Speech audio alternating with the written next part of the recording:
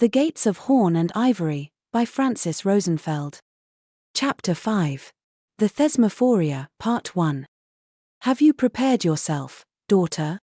You have to set an example for all the married women, fast for 9 days, refrain from the pleasures of the flesh and purify yourself to be worthy of the goddess's blessing. Yes, mother. Although I find it a bit ironic that I need to prepare myself so I'd be worthy of my own blessing. You are a role model, daughter. Everyone is looking to you for guidance. Among the Attic women, you should be the strictest follower of the ritual preparations. Shouldn't be that hard, Persephone thought. We only eat ambrosia, and I haven't even seen my beloved in months. What is ambrosia made from, anyway? I hope it's a proper lenten meal. Have you chosen your pig, dear? Demeter asked innocently, reminding her daughter of the unavoidable and loathsome drudgery of sacrificing some poor creature, which seemed to be mandatory for every celebration, be it of joy or of mourning. Why don't you choose one for me, mother? She smiled back, waiting for a snarky retort, but her mother was in a good mood, so she took her daughter's bratty comment in stride. I wouldn't dream of making choices for you. You're a grown woman, mistress of your own fate. Just make sure to pick a fat one this time. The ladies seem to believe it makes a difference in the abundance of next year's harvest. Persephone remembered she'd have to sleep on the ground atop the temple hill for 3 nights in a row, with only a thin cloth between her body and the freezing dirt, and handle decomposing pig parts, and her enthusiasm for female bonding dissipated. The Thesmophoria festival was for women only, a reward and a comfort after the bounty of summer had been gathered and stored, the grains of the fields had been harvested, winnowed and weighed, and the new wine had started fermenting in its large earthen vessels. The nights had already grown chilly and long, and sometimes the wild meadows, now donning the worn look of weathered brass, welcomed dawn covered in a thin dusting of frost. A giant moon, which looked larger and colder in the crisp air, was presiding over the 3 days of ceremony, marking the end of the growing season and the transition to the dark half of the year. The unspoken understanding, which the women didn't share with her mother, out of respect, was this was also a joyful going-away party for Persephone, offering her a few days of carefree, disinhibited and very outspoken celebration, soaked in spirits and mind-altering substances, before she set on the dark path behind Hecate to rejoin her beloved in the underworld. She often bestowed favors on her chosen during these celebrations, from the gift of laying on hands to oracular wisdom, and like it was the case with all the details of the ceremonies, these gifts were to be used, but never spoken of, and never practiced in the company of men. The women, undaunted by the cold or the rugged living, started out their early procession on the morning of the first day, following in Demeter's footsteps on a strenuous walk up the hill to the shrine grounds, carrying blankets, provisions, and tents for their 3-day stay. Just like Demeter did, they left behind their lives, their city, and their men, forsaking all activities in order to assist the goddess in her desperate search for her daughter. Married women of all ages were expected to attend this solemn festival, celebrating the most guarded secrets of womanhood. It was a duty and a privilege, endorsed by the unwritten rules of their society, and as such, having the power of law over all its citizens, regardless of their gender. Rich aristocrats and women of humble birth, young wives and old matrons, became equals for the duration of the festivities, sharing in the labor of preparations, digging the ritual pits, and enduring the hardships of outdoor living. They had all fasted and forsaken their marital beds for 9 days to be made worthy to attend Demeter's mourning, and they always kept the details of their gatherings to themselves, as they were not fit to fall on male ears.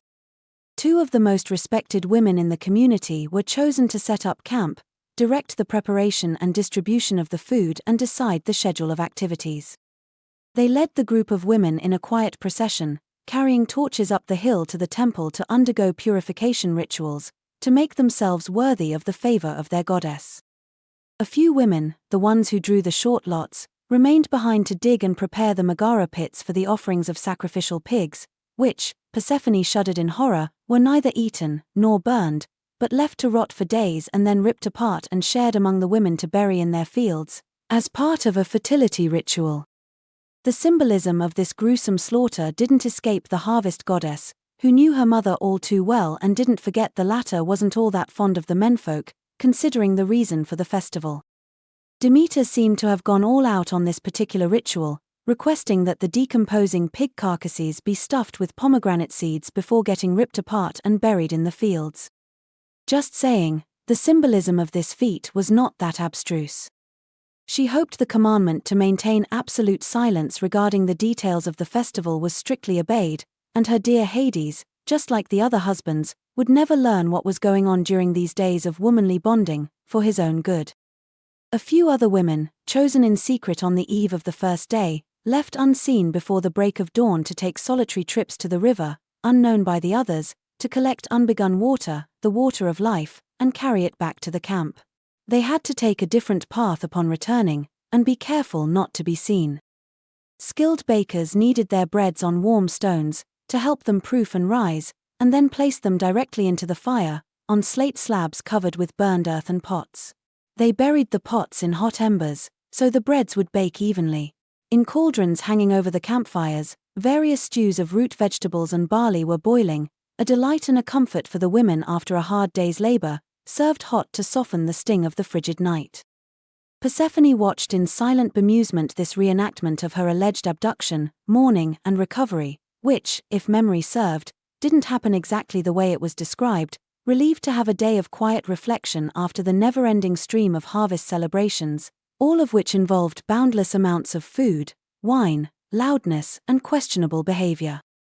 By sunset the tents had been pitched, and the food laid out for the communal meal, all warm and comforting, but with no meat, no hot spices, and no libations to stir the senses, served in silence, as it was fit for a wake.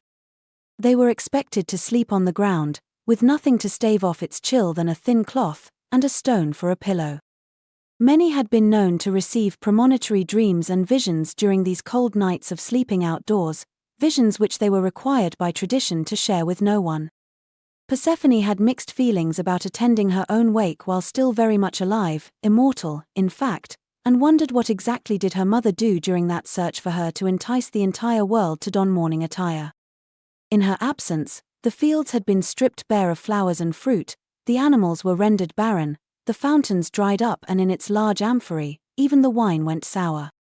Fires, floods, droughts, locusts, they all conveyed a singular message: don't mess with Demeter, and judging by her daughter's presence here, it worked exactly as intended. As a consequence of that, the latter was now attending her own ritual wake, dressed in mourning garments just like the rest of the women, and eating her light meal of grains, vegetables, and dried fruit in silence. In large cauldrons, hard winter wheat, washed in 7 unbegun waters, had been boiling for hours, until it turned soft and chewy, and shed its hard shell. During all this time it was stirred, and whispered incantations and blessings, so that its aromatic steam would rise to the sky and feed the spirits. They were making koliva, the traditional food of the dead. When it cooled down, the women kneaded it into a homogeneous paste and mixed it with honey, raisins, almonds, walnuts, and delicious spices. Persephone was eagerly awaiting her favorite treat, after a whole day of wandering the fields and hills with torches in an ironic search for herself, with nothing for sustenance but a meager meal of nuts and dried figs. The strenuous activity, which both aristocrats and common women took in stride, used as they were to their daily labors, had stirred quite an appetite, and the koliva smelled delicious, a meal truly worthy of a queen.